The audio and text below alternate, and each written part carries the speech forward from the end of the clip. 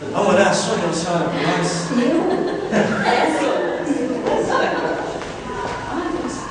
Estou sem óculos.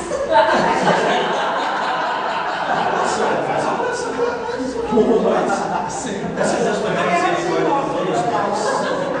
Por favor, volta a câmera para a Sônia. Vai lá, Sônia. Não, Silvio. Pai eterno, muito obrigada, Senhor, por este dia, Pai. Obrigada por todas essas pessoas que estão aqui, Senhor, para aprender mais de Ti, ó Pai. Te agradecemos também por aquelas, ó Pai, onde quer que estejam, quando puderam vir, Senhor, você esteja abençoando. Ó Pai, eu te pedimos nesse momento, Senhor, que abençoe o pastor Maurício, o Laudo, que vai trazer a palavra para nós, o ensinamento, Senhor. Abra nossos olhos, nossos ouvidos, para que possamos aprender mais de Ti. Perdoa todos os nossos pecados e nos ilumine, Senhor, no dia de hoje. E é tudo que eu te peço em nome de Jesus. Amém.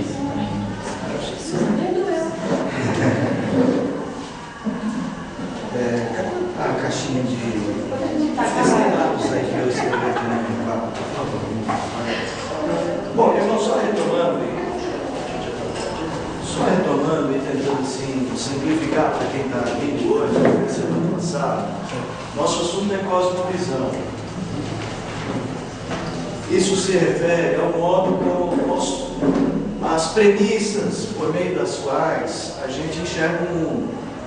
Ou seja, são aquelas coisas básicas que influenciam a nossa maneira de enxergar a realidade ao nosso redor. A cosmovisão ela é formada dentro da família, na cultura onde a gente está inserido. Eu citei, por exemplo, a diferença entre o japonês e o americano, a cosmovisão americana, a cosmovisão do povo oriental. Olha como são povos diferentes e enxergam a vida de maneira diferente. A cosmovisão materialista, a pessoa que acha que o mundo existe só aqui. Então ele investe tudo na vida dele para esse mundo. Uma cosmovisão cristã, que já não é uma cosmovisão, quando é genuinamente cristã, não é uma cosmovisão materialista. A gente pensa no mundo por vir. Então os nossos investimentos incluem outros valores. Então são aqueles valores que, arraigados dentro de nós, nos conduzem ao modo como a gente vê a vida. Tá? Então, esse é o nosso assunto. E nós temos falado o seguinte: cosmovisão é algo que a gente tem cosmovisões mais particulares. Às vezes é a cosmovisão de uma família. Pensa lá, você deve conhecer uma família de imigrantes coreanos. Eles moram lá no seu bairro, mas eles estão sempre juntos. Eu estou dizendo coreano, mas poderia ser qualquer outra comunidade. Eles estão sempre juntos, eles se mantêm. Os chilenos, é isso, igual dos Salas lá, da esposa, da Cátia. Você tem uma cosmovisão, aquela família mantém, eles se unem, estão sempre juntos, eles estão mantendo o quê? Sua cultura, sua cosmovisão. Aí você fala, puxa, aquela família, nós estamos aqui, ela mora lá no bairro da Moca. Uma família coreana morando no bairro da Moca. Aí tem a festa, qual a festa famosa? San Gennaro. Como é que o coreano vai lá na festa de San Gennaro? O Paulo, eu sei como é que vai lá na festa de San Gennaro. Eu sei. É me contar, viu, Paulo? Como ele vai, eu sei, mas como ele volta.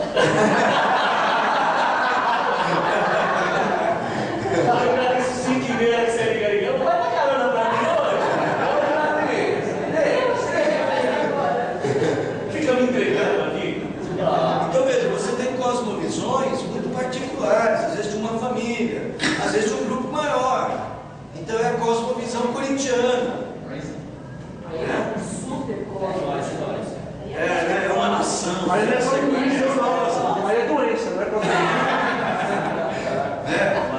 Gente, nós estamos fazendo um juízo das cosmovisões, Eu disse que tem as cosmovisões cristãs e tem aquelas que não estão assim.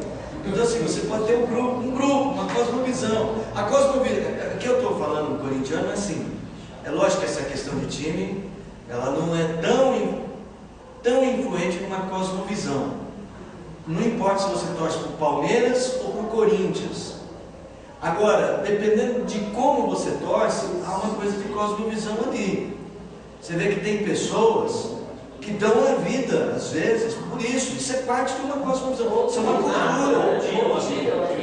Eu queria entrar nesse assunto muito triste, que não acontece, eu quero ser bem justo, não acontece só com a torcida do Corinthians. Infelizmente, o brasileiro está arraigado, em alguns brasileiros, está se arraigando uma cosmovisão de torcida, que ela parece que a gente está refletindo um sentimento que outros povos colocam na guerra. Eu ainda não sei se os psicólogos, os psicanalistas já chegaram. É muito arraigado. É quase um espírito patriótico. É muito parecido. Bom, isso é uma cosmovisão. Né? Então você tem uma cosmovisão de uma coletividade, de uma nação, e há aquelas cosmovisões mais gerais, mais amplas, mais universais. E você tem, por exemplo, o materialismo, o hedonismo. O hedonismo, para quem não sabe, hedonismo, para mim, já como uma... Ele não é novo, é óbvio, né? Desde que existe o homem, existe essa tendência hedonista. É o homem que vive, sendo bem simplório na definição, ele definiu o prazer como uma busca maior, como sentido da vida. Você vive para ter prazer na sua vida. É a alegria, o desfrutar do prazer, que é o motivo da existência. E tem uma certa lógica, tem gente que fala assim: o que adianta viver se você não tem prazer? Ninguém. Vocês já viram isso? Já, né? Tem gente que desfaz casamento com essa lógica? Desfaz casamento. Isso é uma cosmovisão. E que ela é determinante para atitudes de pessoas. Daí pessoas jogarem fora tudo que construíram. Oi? Então, veja, isso já é um fruto de uma cosmovisão tão geral do nosso mundo, que assim, já é um discurso muito corrente entre nós. Quando minha avó e meu avô se casaram, e o de vocês também, eu nem falo dos meus pais, eu falo minha avó e meu avô. Naquela época, um casal que tivesse um casamento arranjado por uma família, eles viviam, com raras exceções, viviam anos a fio, mesmo que eles não tivessem tanto prazer nisso. A cosmovisão era a fidelidade ao casamento, era maior que a necessidade do prazer. Eu não estou dizendo se é melhor ou pior, só estou dizendo que como a cosmovisão do nosso tempo, ela mudou para isso aqui. Hedonismo. E esse hedonismo torna cada vez mais exacerbado o nosso materialismo. E outras, o nosso individualismo. Porque o prazer no nosso mundo não é coletivo, é individual. As pessoas não sentem a alegria na alegria dos outros. Isso eu estou falando de forma geral. As pessoas buscam a alegria pessoal. Então, nós estamos num mundo que, assim, essa é uma cosmovisão geral. Isso já chegou nos povos orientais. Então, você é capaz hoje de ir, por exemplo, a um Japão completamente ocidentalizado. Você pode ir a um Líbano completamente não, mas ocidentalizado. É óbvio que há povos que, como é que eu vou dizer, ainda resistem a uma cosmovisão diferenciada, mas muito poucos. Mesmo grandes países islâmicos, onde a religião tem um peso muito forte, mas a religião islâmica, por exemplo, ela seria muito mais suscetível ao hedonismo. Só que um hedonismo diferente. Por quê? Porque o grande ideal de alegria, de felicidade da religião islâmica é hedonista. Lembra aquela coisa? Eu vou para o céu porque no céu eu tenho 10 virgens para mim. Esse é o grande prêmio do cidadão que se mata pela fé. Você tem um quê de hedonismo, ele não é novo. John Piper, ele usa, eu gosto desse autor, já falei para vocês. O John Piper, ele tem uma tese que ele defende muito, ele chama de hedonismo cristão. O hedonismo cristão é um ponto de contato interessante com esse mundo. O mundo não busca alegria, e o cristão busca o quê? Busca o quê? Nós buscamos a tristeza? Então, ele vai falar que o hedonismo cristão não é a busca de prazer pessoal. O hedonismo cristão é a busca de alegria, de alegrar-se em Deus. Então veja, isso tudo é um choque de cosmovisões. Gente, o cafezinho está liberado, quem quiser tomar, né? Nós combinamos isso, tá bom? É uma delícia? Até que ponto esse hedonismo cristão ele é positivo e negativo? Porque já tem os carnavais, as redes cristãs por aí também, né? Bom, é alegria em Deus ou é alegria para si mesmo, com desculpa cristã? Com desculpa cristã, né? Eu entendo o John Piper, eu concordo com a postura dele. Eu acho difícil a gente defender isso aqui com esse hedonismo cristão. Porque quando você usa o nome hedonismo cristão,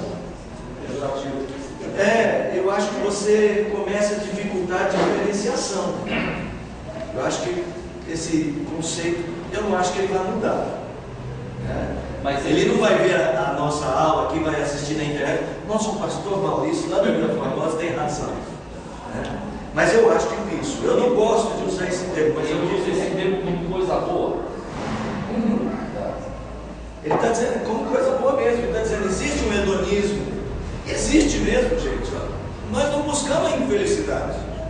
Nós não estamos aqui na igreja, gente, o nosso ideal de vida é sermos infelizes. Não. Nosso ideal de vida é a bem-aventurança. É uma busca de alegria, de prazer. A diferença entre nós e eles é que nós não buscamos o prazer em nós mesmos, ou o nosso prazer individual, mas a nossa alegria sempre em Deus. E ele extrapola isso dizendo, qual é a nossa alegria em Deus? Qual deve ser a nossa maior alegria em Deus? Não, mais que isso. Alegrar a Deus. A nossa alegria está em fazer Deus alegre, né? Teoricamente. Sim, essa palavra alegre parece que não cabe em Deus, né?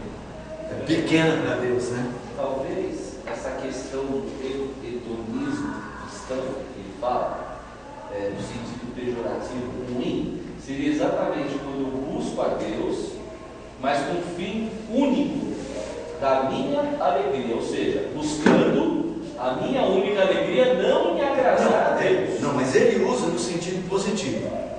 Ele sempre trabalha no sentido positivo. Mas eu acho que pode ter esse sentido negativo. Pode ter, mas aí já não é hedonismo cristão. Aí já é hedonismo individualista, mundano, materialista. Eu acho que ele usa a palavra hedonismo como marketing, que é o choque, né? Todo mundo fala em hedonismo. Hedonismo, ele fala hedonismo cristão. Isso causa um... O que é o hedonismo cristão? Mas eu não sei, é difícil. Pastor, no domingo passado, no culto respectivo, o senhor falou uma frase do senhor. O senhor falou que a nossa... O senhor falou que a nossa vida ela só é real, verdadeira e tem sentido quando ela é vivida para Deus. Verdade, é isso mesmo. Aí, essa eu concordo. Aí, a gente, a partir disso, acaba qualquer tipo de... Porque é um choque mesmo, né? Hedonismo cristão. A gente não vive mais para nós, nós vivemos para Deus. Então, o hedonismo cristão... Então, a minha alegria, ela acaba ficando... Eu não vivo mais para mim, eu vivo para Deus. Então... Exatamente. Eu até citei em Romanos 16, um texto que muda a minha vida cada vez que eu leio. Você tem alegria que é, nenhum de nós vive para si mesmo. Se vivemos para o Senhor, vivemos, se morremos para o Senhor, morremos. Quer pois vivamos ou morramos, somos do Senhor. O hedonismo cristão que ele defende, ele fala assim, que eu me alegro em Deus. E como é que eu me alegro em Deus? Alegrando a Deus. Abra em Neemias. Mas, gente, minha Bíblia está na minha sala. Está fechado lá. Está sem a chave? Não sem a chave aqui, tem que pegar a chave. quer me prestar? Renata, tem? Usa essa aqui, ó. Tá aqui, ó. Usa essa aqui, desculpa. Chega nessa. Neemias, só para a gente exemplificar isso.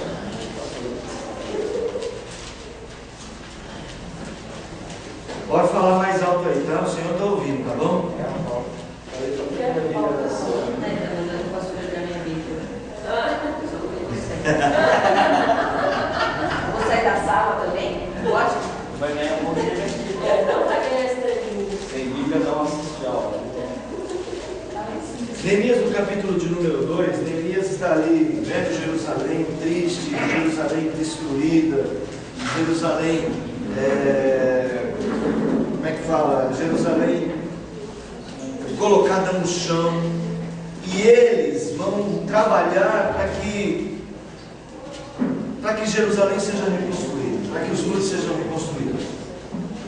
Então eles entenderam o seguinte, que uma Jerusalém destruída não é uma Jerusalém que honra a Deus, que alegra o Senhor. Lembra que ele mesmo diz, ele vai dizer assim, que a alegria do Senhor é a nossa força? A alegria do Senhor é a nossa força. Então, como que eles encontraram forças, por exemplo, para dizer a si mesmos, verso 20 do capítulo 2, o Deus dos céus é quem nos dará bom êxito. Nós, seus servos, nos disporemos e reedificaremos. Não tem parte, nem direito, nem memorial em Jerusalém. Eles olharam para Sambalá, para Tobias, para aquele povo, e disseram, vocês não estão entendendo. A alegria do Senhor é a nossa força. E a alegria do Senhor é Jerusalém reconstruída. Veja a cosmovisão deles. O que agrada a Deus é o que nós buscamos. O que faz com que Deus fique feliz é o que nos dá força. Então essa frase, a alegria do Senhor é a nossa força, é uma cosmovisão baseada nisso. Fazer Deus feliz move e me alegra a vida. Se você conseguir pôr na sua cabeça, pôr dentro do seu coração esse sentimento, o que faz Deus feliz, esse é o meu alvo de vida. O que faz Deus feliz no seu casamento? Vamos pensar assim. Vamos fazer essa pergunta. O que faz Deus feliz nas suas atitudes no dia a dia? Que tipo de atitude que você toma? Que tipo de passo você dá na sua vida que fará Deus mais feliz?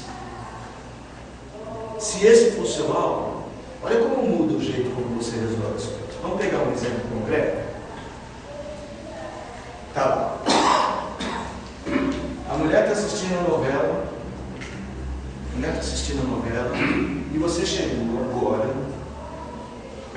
e você fala assim, vai ter um jogo de futebol.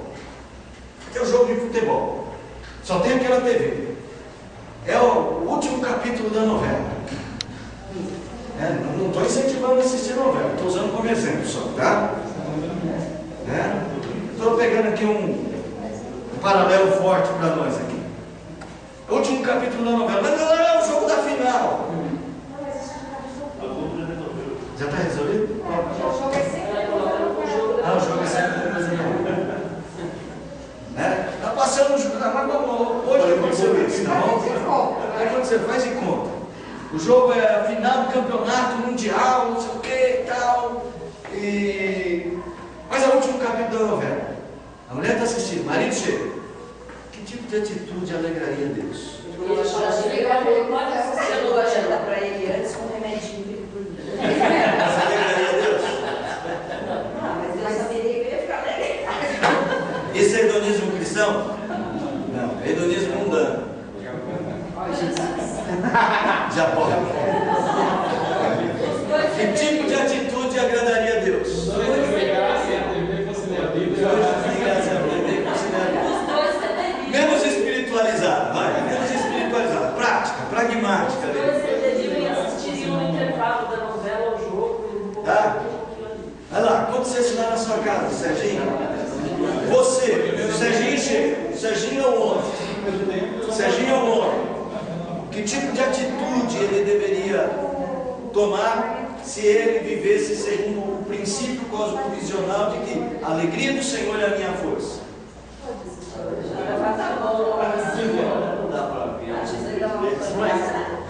Primeiro que eu falaria para ela, tudo bem, fica com a sua novela, eu estou indo na casa do meu cunhado assistir a filme. É uma solução? Depende, só. E se ele não tivesse a opção do cunhado? Se ele chega lá, o cunhado torce para o outro time. Mas é para casa, você vem para minha casa, já vai para a sua. E qual seria a atitude da Gis? Vai gravar a novela. É porque ela está nessa assistente na internet. Atitude cosmovisional que alegra o Senhor. Qual seria a sua? Vai deixar a janta quente para poder voltar para o final. Acho que eu faria isso, dividiria. Um pouco você tem, um pouco eu. Vocês percebem? Olha, seja qual for a solução, eu sei, seja qual for a solução, presta atenção, seja qual for a solução, você nunca parte. Se você quer alegrar o Senhor, tem duas premissas sempre importantes se a gente quer ter atitudes que alegram o Senhor. Se a sua cosmovisão é alegrar o Senhor, sempre duas premissas. Elas partem do amor a Deus e amor ao próximo. Tudo que alegra a Deus está resumido nisso. É por isso que a Bíblia foi dada.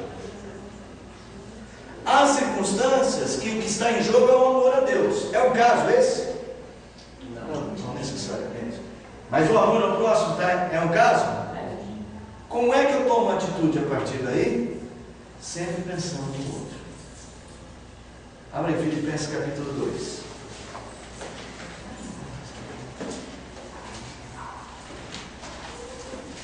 Meus irmãos, me fala uma coisa. Um casal que sempre tem uma atitude como essa, de pensar no outro, vai brigar quando? Nunca, pastor, vai ser tão bom.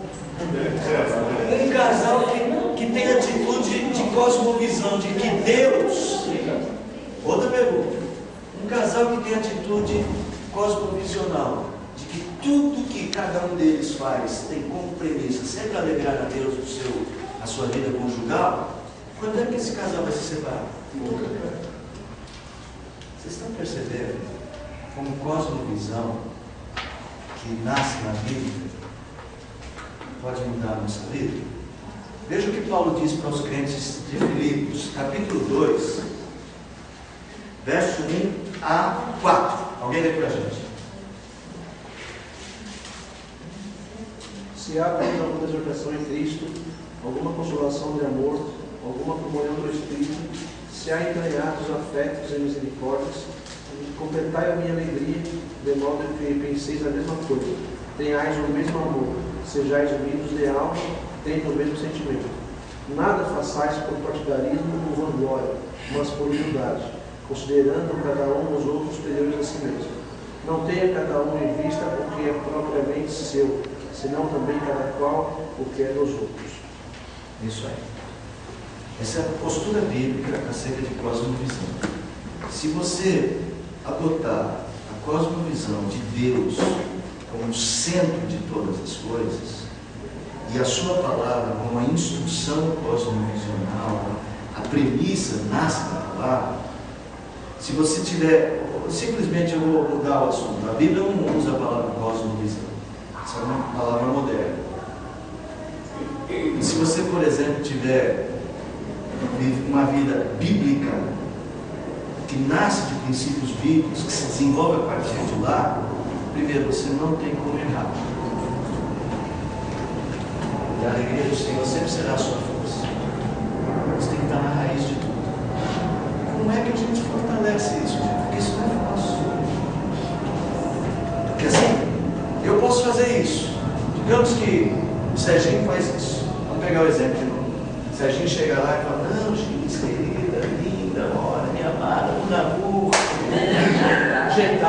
Ele faz isso? Ele fala assim: Giz, não fica com a novela, eu vou assistir lá na casa do cunhado. E também, se eu não assistir, volta domingo. Se eu não assistir a final internacional do futebol, para mim a sua felicidade é melhor, porque eu viver para você tudo que eu quero. Aí ele chega no outro dia. Aí ele chega no outro dia e ele deu uma entrevista na televisão. Mas aí era a reprise da novela. E ele chega lá, vai passar agora, vai no jornal, a minha entrevista na televisão diz, mas ontem eu assisti a novela,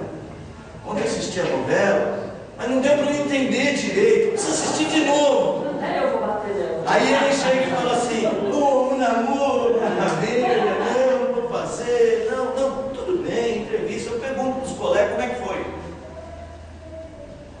É muita maldade, né? Não, eu deixaria ele assistir. Não, eu sei. Agora aqui eu vou com você com o coração duro. Aí no outro dia, a mãe dele deu uma entrevista na televisão. Aí ele disse, aqui você vai assistir a sua mãe? Não, hoje é o primeiro capítulo da outra novela. Não posso perder, você saber o que vai acontecer, senão não vou entender a novela. Aí o que ele vai fazer? Um namoro. Aí isso se repete.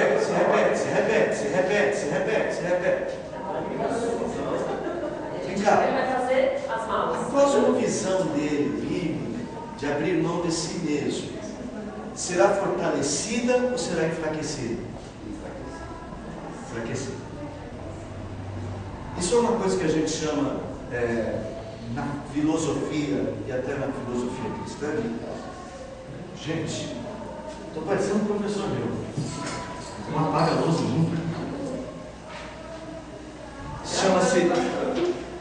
Oi? Está gravando? Ainda bem que eu não falei o nome dele.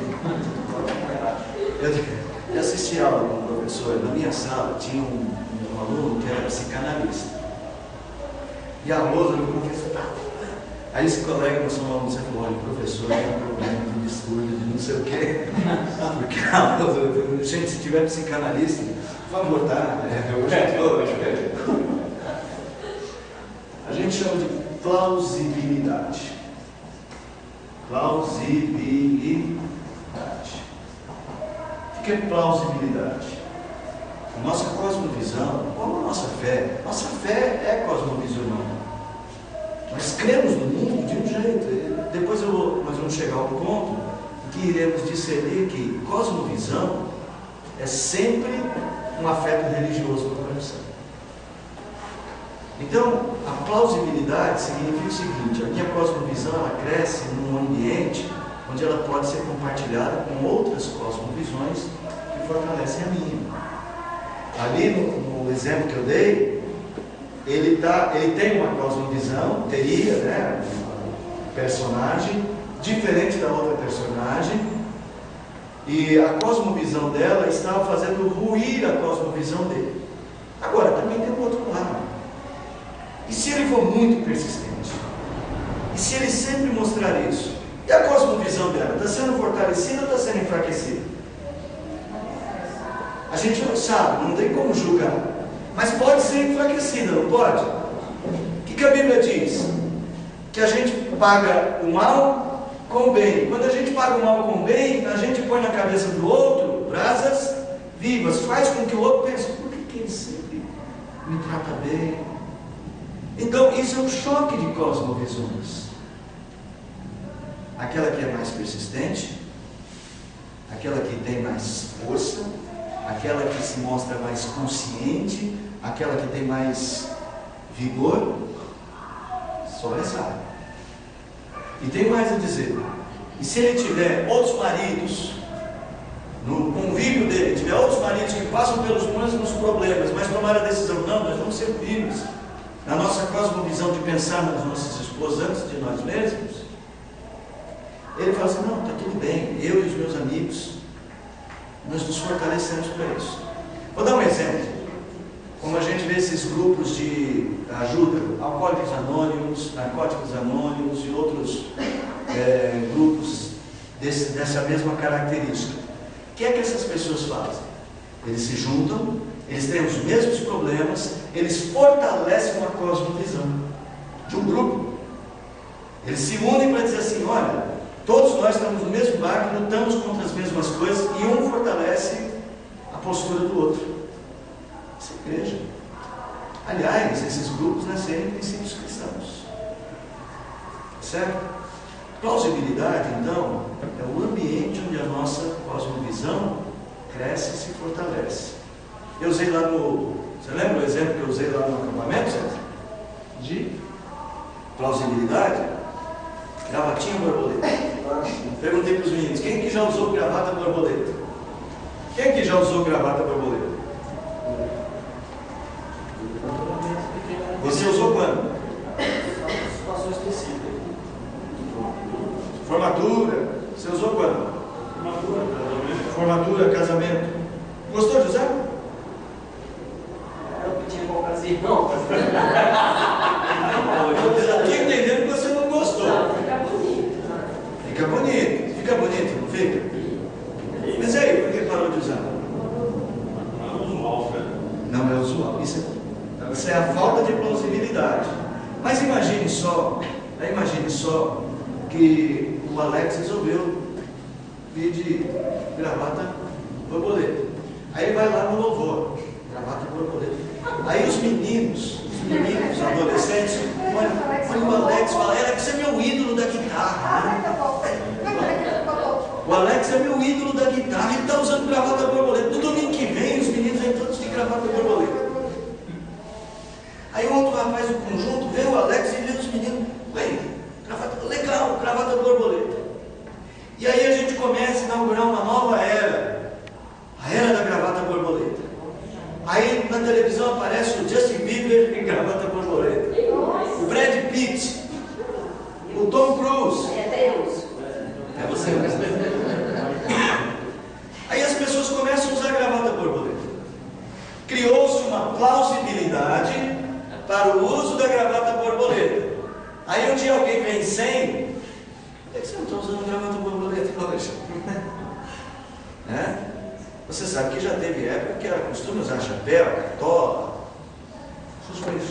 suspensório, né? Aquelas saias com aquela coisa, aquele arame por baixo, fazer assim, né? Imagine hoje pegar o metrô com aquela saia, né? Você não entra na porta.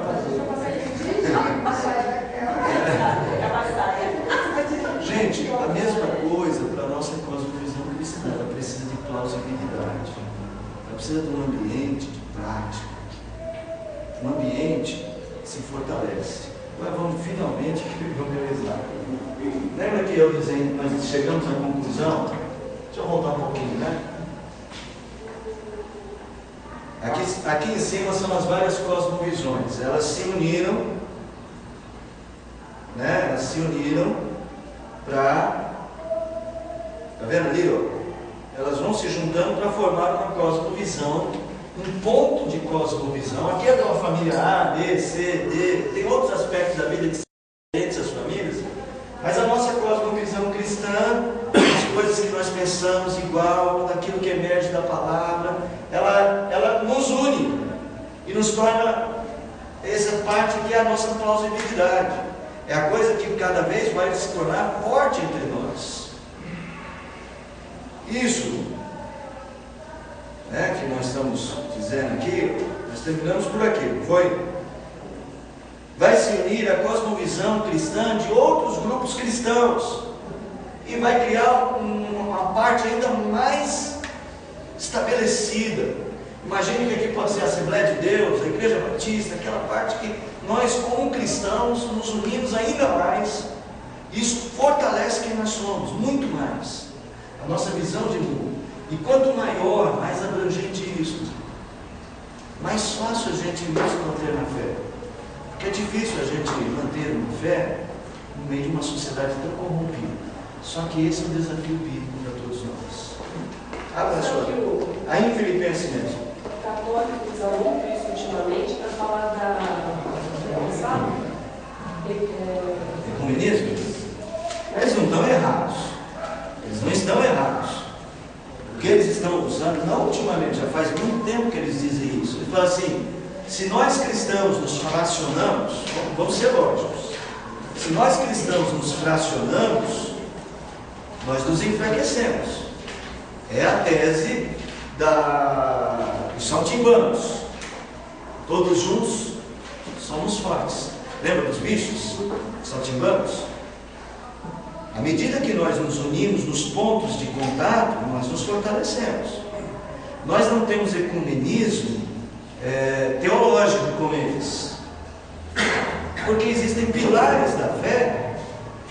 permitem, mas existe um certo ecumenismo ético. Por exemplo, para os católicos, tanto quanto para nós, eutanásia não é uma coisa boa. Aborto não é uma coisa boa. Então, existem pontos de contato. Então, é um ecumenismo talvez mais ideológico que teológico. O problema é que eles querem um ecumenismo teológico debaixo da teologia deles. Aí é diferente. Certo? É diferente. Então, é importante que a gente tenha, assim, esta visão clara de que nós precisamos nos unir mais. Abre aí. Filipenses capítulo 2, verso de número 14 a 16. Gente, eu resolvi ir de terno hoje, de manhã eu uso terno, queria vir bonito hoje para ele sair bem na foto. Foi calor agora. Eu tirar a foto. Continua bonito sem ter, pastor. Gente. Acho que é mais animado. Como é que é a salinha do professor? Quem achou o texto aí? Fazei tudo sem murmurações nem contendas, para que vos torneis irrepreensíveis e sinceros, filhos de Deus, inculpáveis no meio de uma geração pervertida e corrupta, a qual resplandeceis como luzeiros no mundo, reservando a palavra da vida para que no dia de Cristo eu me glorie de que não corri em vão, nem me esforcei inutilmente. Obrigado. O apóstolo Paulo já disse assim: não façais nada por partidarismo, mas demos amor. Pensar cada um nos outros. E agora ele vem dizer, se você for no verso 12, ele fala: desenvolvei a vossa fé, a vossa salvação. Ele não está usando a palavra cosmovisão, mas é isso que está lá na base. Está dizendo, gente, nós precisamos nos unir. O fortalecimento da nossa cosmovisão vem por nós criarmos um ambiente plausível para o nosso modelo de vida. E nós não vamos encontrar isso lá fora. É um engano você achar que se você se trancar dentro da sua casa, você for crente, ficar orando, lendo a Bíblia sozinho, e for tentar fazer isso só, que você vai se fortalecer. É culturalmente inviável. Estruturalmente, não é estruturalmente no sentido técnico, não. É da criação. A criação, nós somos estruturalmente criados para viver em coletividade. Nós nos fortalecemos na coletividade. Então, quando Paulo está dizendo, façam isso sem contendas, ele está indo na mesma direção, não com partidarismo.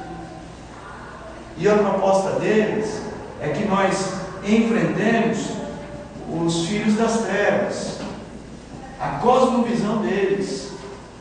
A gente tem que resplandecer no meio deles como luz. Não é o que o texto está dizendo? Aqui é um Z, está demais, né? Brilhar no meio das trevas, como luzeiros. E ele vai dizer no verso de número 16, como que a gente faz isso? Como é que a gente encontra força para fazer isso? É pessoal? Não. É preservando a palavra da vida. Quando o pecado entrou no mundo, a nossa mente, o nosso coração foi afetado.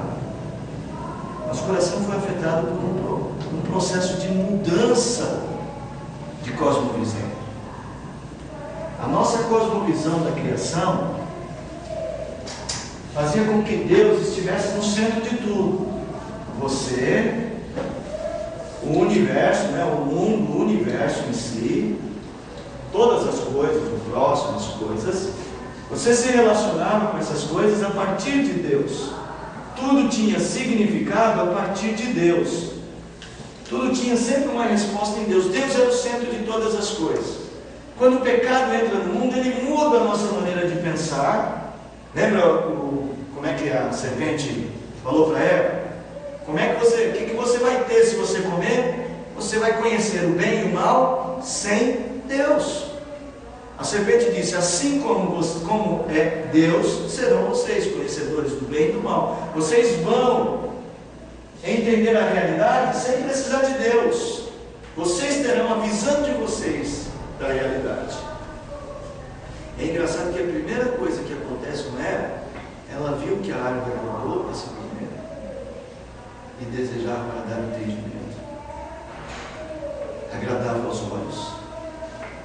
Ela começou a perceber ela começou a admitir a realidade sem Deus.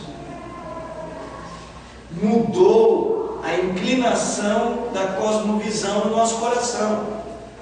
O pecado, ele interferiu nisso, tirou Deus do centro da nossa cosmovisão. Então não é natural para nós incluir Deus, nós precisamos do auxílio de Deus na palavra. Por isso a palavra agora, ela passa a ser a fonte cosmovisional. Quando eu tenho dúvida de qual é a cosmovisão que eu tenho, qual é a minha, o meu passo, como é que eu ajo, eu tenho que ir nos conselhos bíblicos. Aos poucos, os conselhos bíblicos vão se tornando parte do que eu penso. Aí é o processo de redenção, que é o processo de volta de Deus ao centro do meu coração. Tudo bem, gente? Vocês estão assim, olhando? Dá para entender ou é complicado? Eu sei que às vezes eu penso que está claro e não está obscuro. Fala, Sérgio. Pastor, o senhor falou que a prática fortalece a cosmovisão. Não tem dúvida. Mas muitas vezes essa cosmovisão espiritual que nós teremos, né, como igreja de Deus, ela não depende muito mais do processo de santificação de cada um do que uma coisa coletiva. E outra pergunta do senhor. É por isso que o islamismo, hoje, ele é tão forte, tanto quanto o protestantismo, porque eles têm uma cosmovisão muito mais ali. Eles fortalecem a cosmovisão deles. Eles são muito mais fiéis que nós, assim, com relação a essa questão de. Eu tinha um amigo que eu jogava bola, quando a gente treinava, no meio do treino ele ia lá, ele saía do treino, ele tinha autorização do treinador nosso, ele saía no meio do treino para ir lá e ajoelhar e orar. César. Primeiro, é uma questão de santificação pessoal, mas não existe santificação pessoal solitária. O que é santificar-se? O que é santificar-se para vocês? Estar cada vez mais parecido com Jesus. E como é que é estar parecido com Jesus? Buscar a palavra cada vez mais. Buscar a palavra? Então, se eu, por exemplo, for um monge num mosteiro e buscar a palavra todos os dias, estarei me santificando? Praticar como? Primeiro conhecer e obedecer. Na santidade fora de Jesus. Gente, vamos pensar no que a Bíblia diz. Como é que eu amo a Deus? Como é que eu mostro que amo a Deus? Obedecer. Fazendo a sua vontade. Tá, qual é a vontade de Deus?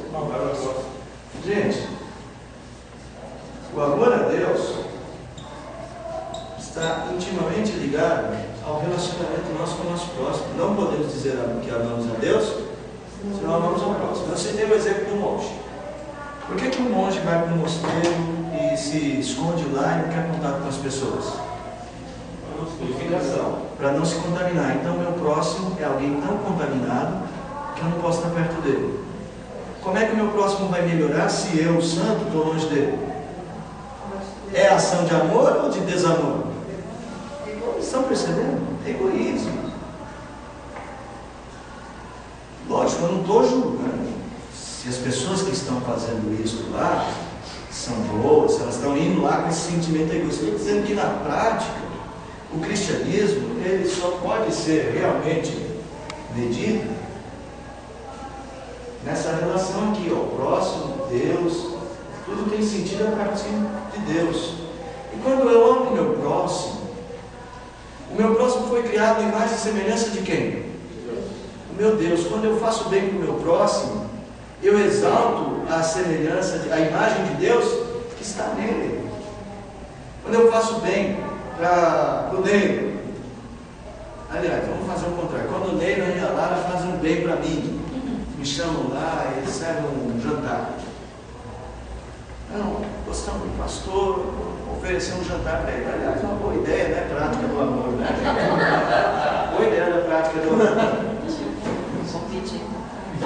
Ele exalta a imagem de Deus, ele glorifica Deus, porque ele faz isso com alguém que porta a imagem de Deus. Mas não precisa ser irmão da fé, não. Se eu fizer isso com um mendigo, que eu não conheço, ele está lá jogado e eu levanto, eu dou o alimento para ele come. Eu estou exaltando a Deus na relação com aqueles que foram criados à imagem e semelhança de Deus. Eu não acredito na santificação pessoal longe dos outros. Até porque pessoas que se santificam muito pessoalmente e não gostam de ter relacionamento com os outros, tem alguma coisa errada. Não, mas a gente subentende, pastor, que a santificação, a pessoa, pela maturidade espiritual dela, ela não vai se isolar e vai... Né? Então, é isso que eu estou te falando. Então, assim, então a minha santificação pessoal, ela está sempre ligada a isso aqui. Por quê, gente? São os relacionamentos, os nossos maiores problemas dessa vida. Os nossos relacionamentos. E do islamismo? O islamismo, eu já vou fazer um capítulo. Não vai não.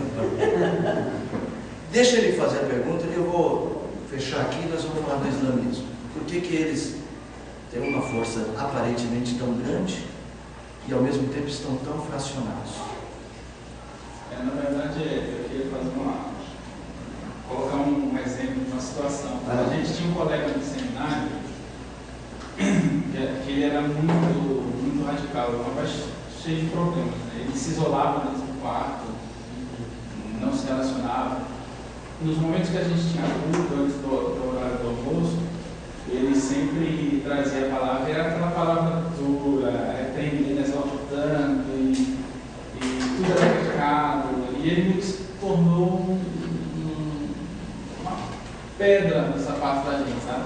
E a gente ficava, por que esse cara é assim? E era aquela coisa difícil, né? E enfim, depois cada um seguiu o seu caminho, a gente se falou, até tive a oportunidade de conversar com ele, e a gente conversou, ele estava um pouco melhor, só que ele teve alguns problemas, né, nas diversas igrejas por onde ele passou. E a última notícia que eu tive dele agora é que ele estava sendo crente em casa, porque ele não conseguia mais ficar nas igrejas porque ele não entendia, ele sofria com isso, porque ele tinha uma fissura de que a igreja não estava vivendo, não estava praticando, a igreja não faz, ele queria a igreja perfeita, e ele se chocava com o sistema, e aí ele estava sendo crente em casa, né? Aí eu lembrei e falei isso para um colega meu que estava recebendo ele aqui na casa dele, no cara, eu acho que isso daí, você dizer que ama a Deus e ser crente sozinho, é o mesmo que dizer para sua esposa, eu amo você, mas não gosto do seu corpo, né? Eu fiz essa analogia e eu acho que ela simplifica isso. É você dizer para sua esposa, eu amo você, mas não gosto do seu corpo. Porque você está dizendo para Jesus isso, eu amo você, Jesus, mas não amo o corpo, né, que está inserido em você, que é a igreja. É ruim da gente ouvir o exemplo. Mas faz um pouco de sentido. O colega ficou parado, falou para mim, você falou, cara, é verdade, eu vou falar isso para ele.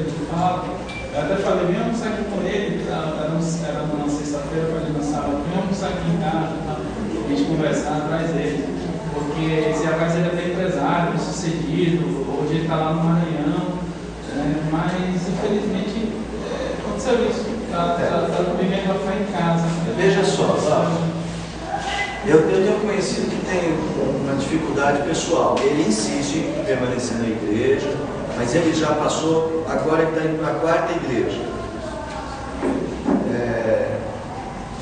E a dificuldade dele é a tolerância, de entender isso. E às vezes os irmãos também têm dificuldade com pessoas que se posicionam fortemente. E a gente também fala assim, sai para lá. Né? Alguém fala assim, não, já vem o irmão e já faz a... Veja, nós temos conselhos bíblicos para isso também. Paulo falou para Timóteo, não junte com o teu irmão para ficar, não exagere na questão de discussão, de factores. Paulo fala isso para Timóteo. O próprio Senhor Jesus disse, não julguei para quem não seja julgado. Olha o que tem no seu olho para depois dizer. Fala, Gislaine.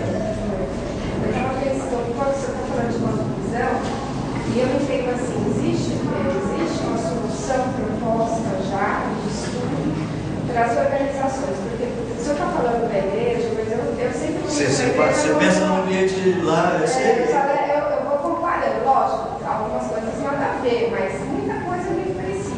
É uma organização também. E aí a gente está fazendo alguns estudos, inclusive eu estou escrevendo em cima disso, e dentro das organizações existe também uma cosmovisão, existe uma cultura, cada organização tem uma cultura diferente, como as igrejas, cada igreja tem a sua cultura. E aí tem vários programas comportamentais dentro das organizações e que às vezes esses colaboradores eles não conseguem entender a cultura daquela organização e eles não conseguem se posicionar de forma a levar aquela organização, no caso do mercado, a ser competitiva, a ter um bom desenvolvimento e aí vai. E hoje em dia existem estudos e trabalhos sendo visão, valores e objetivos. E hoje em dia existem vários estudos sendo feitos, trabalhos sendo feitos em grandes organizações, onde equipes estratégicas, vamos dizer assim, eles trabalham com os fatores dentro dessa organização que levam esses colaboradores a não entender a cosmovisão da empresa, por que isso está acontecendo e o que eu faço para que eles possam implementar isso no trabalho deles, na vida deles.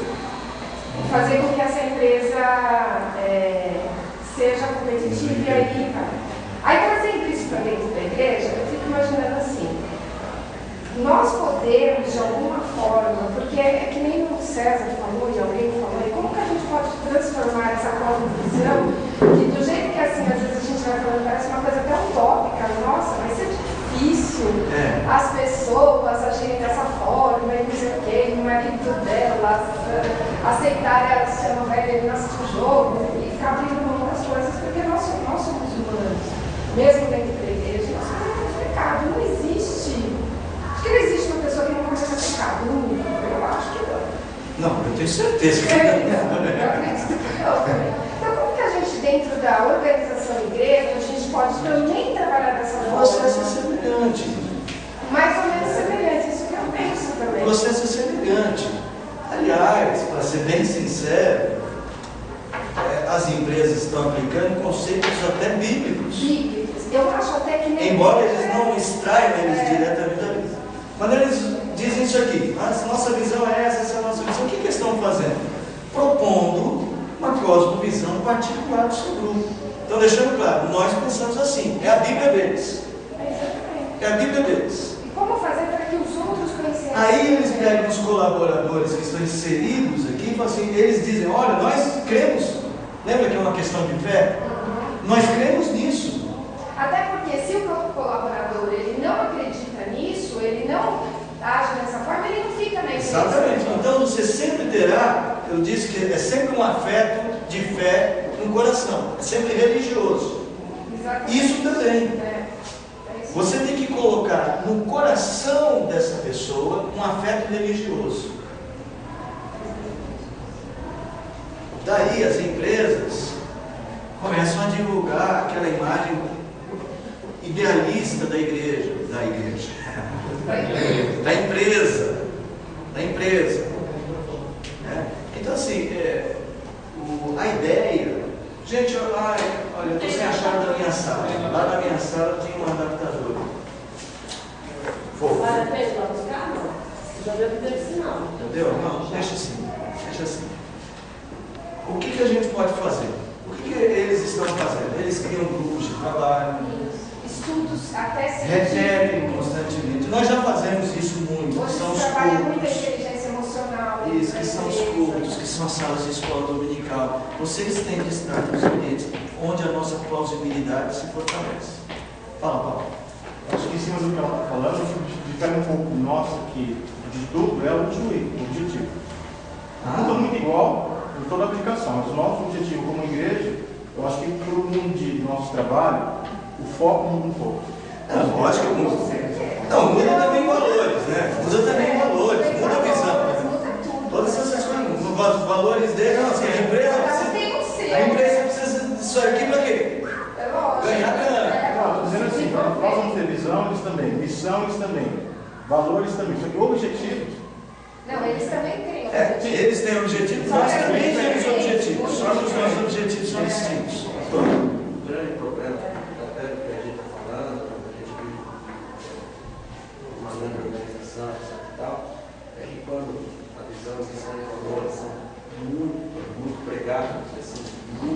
globalizado, feito praticamente uma lavagem cerebral daquilo que é a cartilha, mas na prática a coisa não é bem assim. Exatamente, o discurso é muito grande, mas na hora do vamos ver a coisa não é bem assim. Você está falando de quê? Da empresa? Estou falando do mundo globalizado, corporativo. E às vezes pode ser dentro da igreja também. Tá? Então isso faz com que muitas vezes a gente se enfraqueça em relação a essa fé. Sim, veja.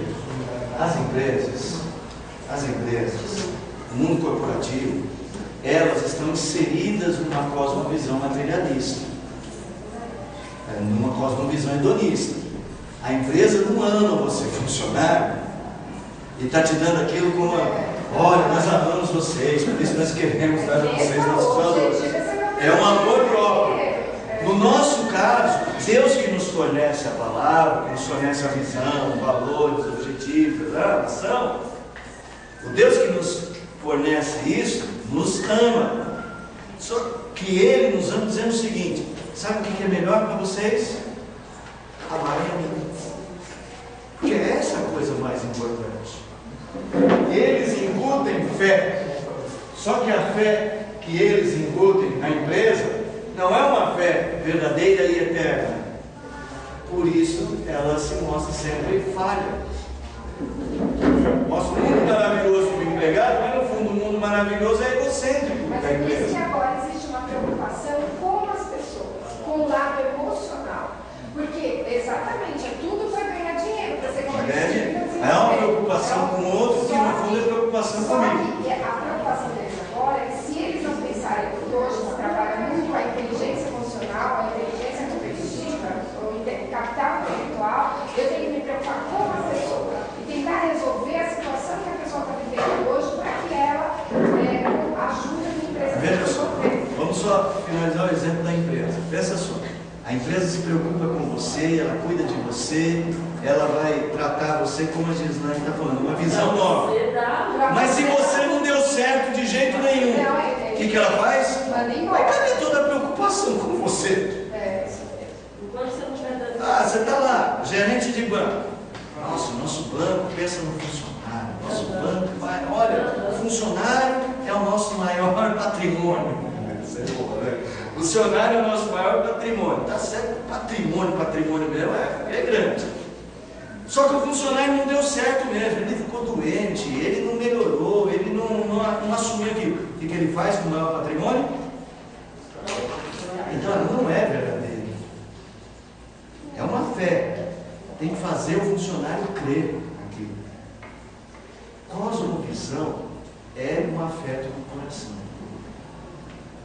A cosmovisão cristã cresce quando no nosso coração cresce o amor a Deus.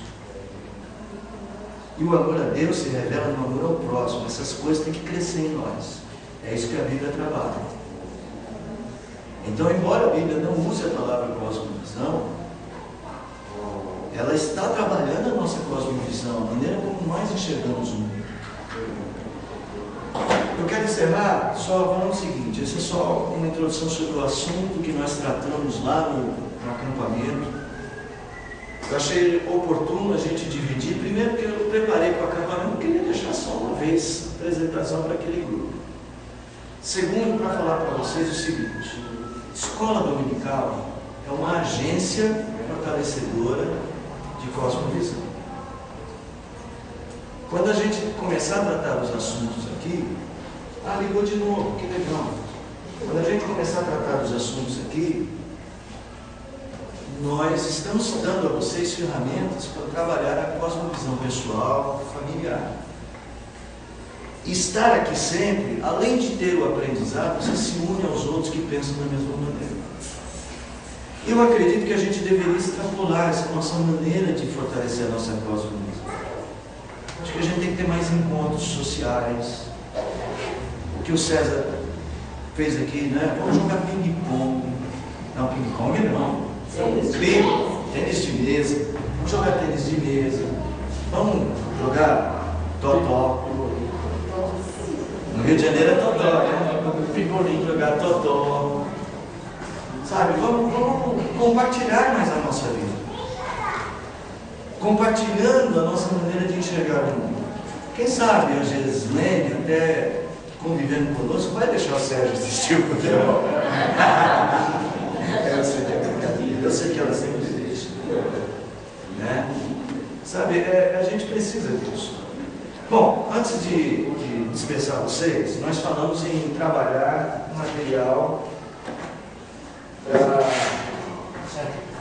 para seguir. Eu apresentei um livro para vocês, né, sobre cosmovisão. Achei um outro livro interessante sobre isso também, mais direto. A visão transformadora, moldando uma cosmovisão cristã.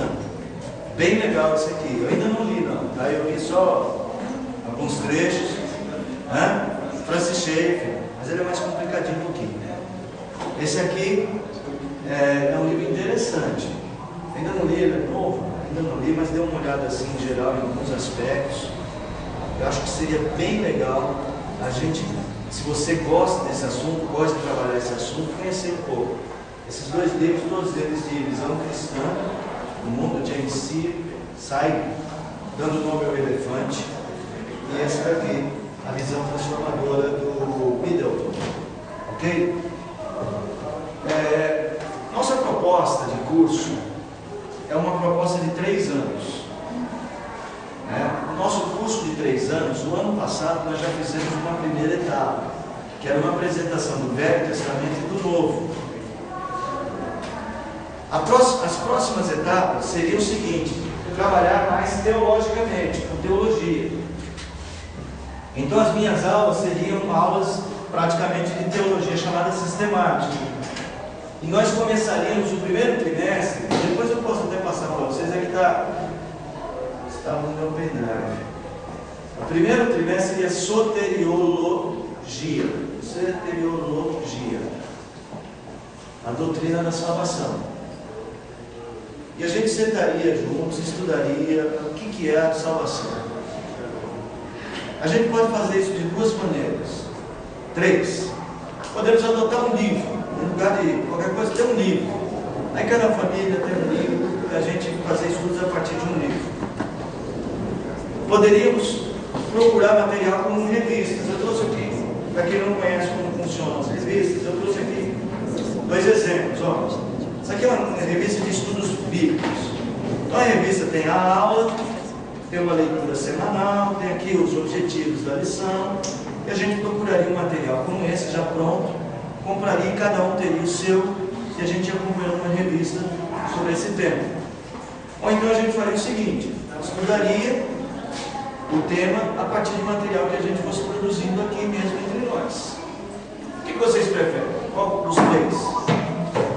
Eu acho que as pessoas têm que ser bem sinceras se vão usar a revista, mesmo que nas experiências passadas a gente teve a comprovação de que a revista fica guardada e ninguém... Sincero não, tem que ser leal. Sincero também, mas leal. E o que vocês preferem? Oi? Trabalhar por aqui mesmo? Isso dá uma certa agilidade para mim, né? Para mim facilita, embora dê trabalho, para mim facilita, porque assim, eu faço o que eu quero. E até porque se vai pegar uma revista dessa, ela não é completa. Tem que adaptar, sempre enxergar. A dificuldade é que produzir material em tempo dá para vocês estudarem, é mais difícil. Pode não dar tão certinho assim. Bom, ele está dizendo ali que acha melhor a gente trabalhar com material nosso aqui. Vocês concordam com isso ou tem alguém que tem outra posição? A gente faz uma votação. Tem? Concorda? Então nós vamos fazer isso, tá bom? Mas se puder, pelo menos no fim da aula, pegar uma material no começo da aula. Então nós vamos fazer o seguinte: nós vamos começar a semana que vem. Eu vou pedir para vocês então só fazer a leitura de um texto. É o texto de Efésios, capítulo 1. Efésios, capítulo 1. Tá bom? Outra coisa que eu vou pedir para vocês: todos aqui trabalham com e-mail, todo mundo recebe e-mail, usa internet? Sim. Todo mundo faz isso? Islaine, posso pedir um favor para você? Anotar o e-mail de todo mundo. Passa ali, ela vai, você anota na folha o e-mail para ela. Tirou uma folha no passado. Que aí o que a gente pode fazer? Trabalhar com um canal pregação. Uma ferramenta que eu gosto muito de usar, estou aprendendo muito a usar, é blog. A gente pode criar um blog dos nossos estudos e eu permitir o seu acesso. Lá você pode estudar, fazer a pergunta pelos comentários e a gente trabalhar uma troca semanal. Né? Se todo mundo usa, se todo mundo tiver essa facilidade. Rosana, tem essa facilidade? Você usa do seu secretário? Mesmo que for para pegar o material só. Tudo bem, gente? Ok? Posso contar com a assiduidade de vocês? Dá para contar? O Lauro já me avisou que pelo menos uma vez por mês que a esposa trabalha fora, talvez ele tenha que se ausentar. Já não está dando aula, mas você não vai poder ficar aqui com a gente. Está lá em cima trabalhando, né? Tá bom? Eu quero contar com a assiduidade de vocês, aumenta a plausibilidade da minha aula. Não os aplausos, a plausibilidade. Tá bom? Agradeço o interesse de vocês pelo assunto que nós estudamos esses 2 domingos. Quero estimulá-los a pensar sobre isso. E de vez em quando, para a gente quebrar um pouco a rotina, a gente faz uma pausa e pega um outro assunto para a gente tratar. Tá bom? Só uma questão. Gostaram do cafezinho? Muito bom. Quem é o próximo a trazer um pão? Olha, eu trouxe hoje. Não, o Vó já trouxe. Então, eu trouxe. Então dá para semana que vem. A gente queria. A semana que vem não precisa trazer Não pão. precisa, não dá para dar para semana que vem. Mas quem pode a semana que vem trazer um pacotinho de biscoito?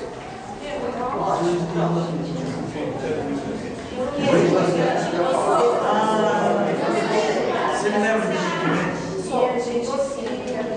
Deixa eu avisar. Pessoal, já deu sinal. Domingo que vem eu vou começar a aula falando sobre a cosmovisão islâmica e por que ao mesmo tempo eles são tão fortes e tão fracionados. Tá bom? Só para eu poder atender ali o pedido. Obrigado, César.